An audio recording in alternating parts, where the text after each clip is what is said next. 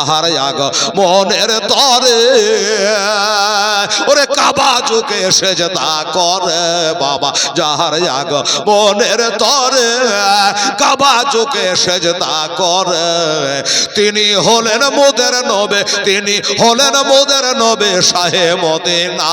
একজন রাসূল আসিল গো সোনার মদিনায়, একজন নবী আসিল গো শাহে সোনার মদিনায়, একজন হাবিব আসিল গো সোনার মদিনায়।